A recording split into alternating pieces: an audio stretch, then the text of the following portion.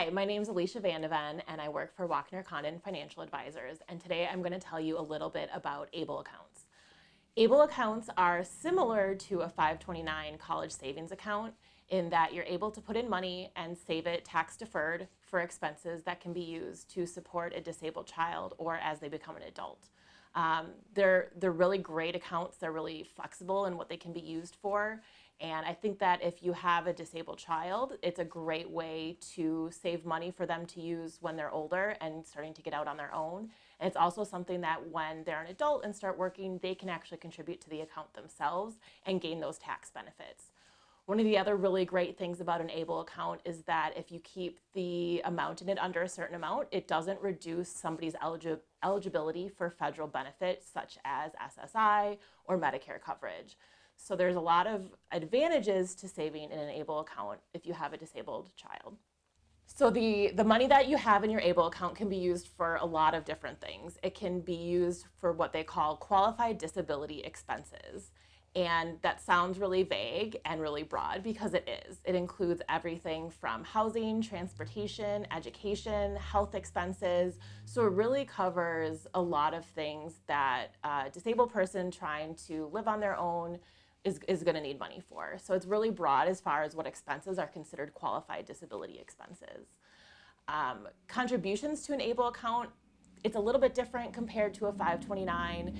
You are limited to $16,000, which is the annual gift exemption amount, and that's per beneficiary of the account. So if you're contributing to a 529 account for your kids, each parent can actually contribute $16,000. But for an ABLE account, the difference is it's capped at $16,000 total. So you can't have both parents contributing and then also say a grandparent like you could in a college account. With an ABLE account, it's just a $16,000 limit for the calendar year. Some of the interesting things can come into play for a Wisconsin resident though. So if you're familiar at all with a 529 account, you do that through your state. And Wisconsin has EdVest, which is a great college savings account. Unfortunately though, Wisconsin does not have its own ABLE account program. So if you want to set up an ABLE account as a Wisconsin resident, you actually have to use a different state's account program. So as a Wisconsin resident, when you're trying to decide where you open up your ABLE account, there's a lot of different things to consider.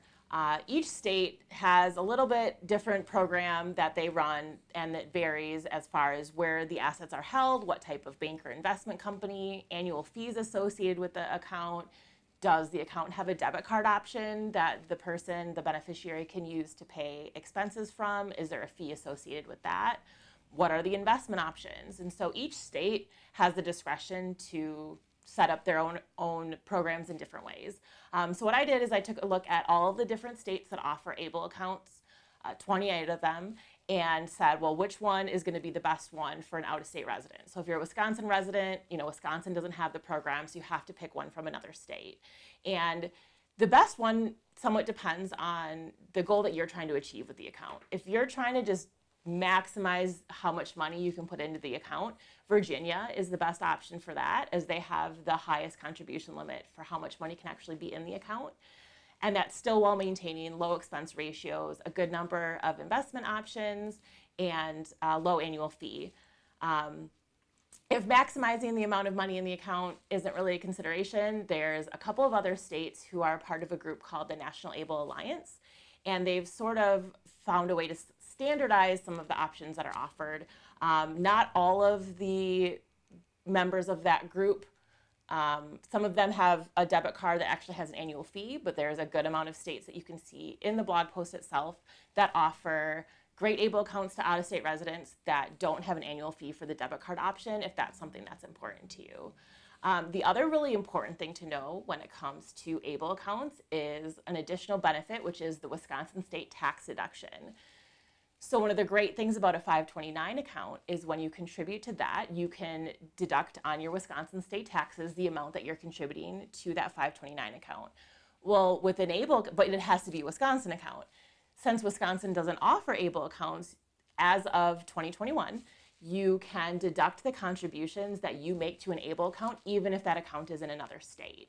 So that's something that was new as of 2021, and you can deduct the full amount that you contribute.